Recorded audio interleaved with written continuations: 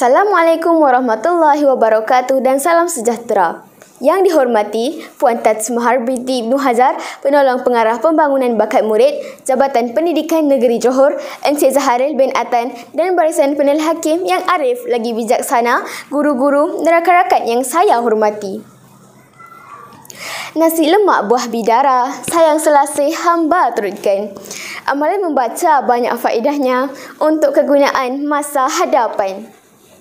Tampilnya saya di sini untuk menyampaikan pidato yang bertajuk Budaya Membaca Melahirkan Murid Berfikiran Global.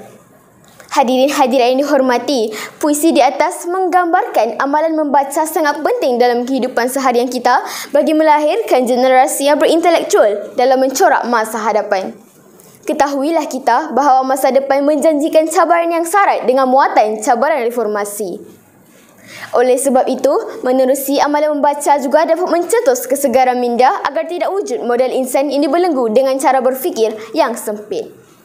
Membaca ialah aktiviti mengajar sesuatu yang kita tidak tahu. Sama ada membaca novel pendidikan atau fiksyen, kita akan belajar sesuatu. Kita akan memperoleh pengetahuan baharu apabila membaca sesuatu di luar bidang kita.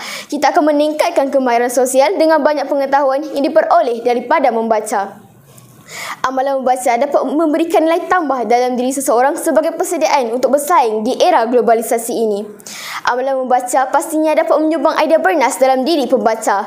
Cerdik pandai sering menganggap amalan membaca sebagai jambatan ilmu.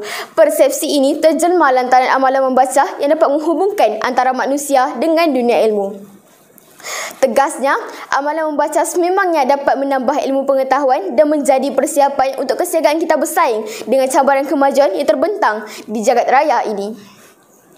Sidang pendengar yang budiman, seterusnya mari kita fokuskan lensa pemikiran kita kepada manfaat seterusnya, iaitu membaca menguatkan tumpuan dengan menunjukkan cara menulis supaya kita dapat memahami dan mengembangkan kemahiran penulisan.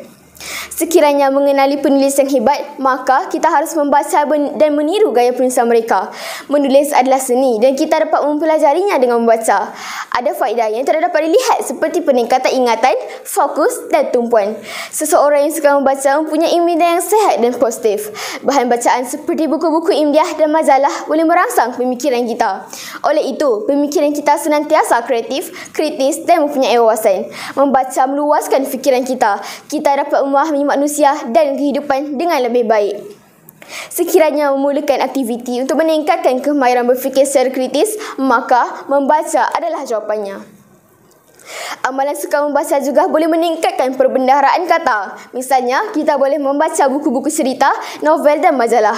Perbendaharaan kata yang meluas baik dalam bahasa Malaysia atau bahasa Inggeris akan meningkatkan kemampuan kita untuk berkomunikasi secara lisan ataupun bertulis.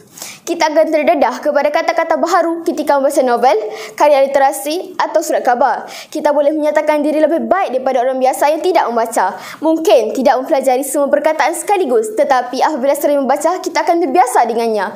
Kita melihat bagaimana kata-kata itu digunakan dalam ayat dan boleh menggunakannya dengan betul. Para hadirin yang dihormati, secara konklusinya sudah terang lagi bersuluh bahawa amalan membaca memberikan kebaikan kepada pembaca, keluarga, bangsa dan negaranya. Amalan membaca merupakan impak positif sebagai langkah penuh bermakna dan agung dalam sejarah Islam melalui surah Al-Alaq, iaitu ketika Nabi Muhammad mendapat wahyu yang pertama di Gua Hira. Ingatlah bahawa bangsa membaca, bangsa maju. Sekian, terima kasih.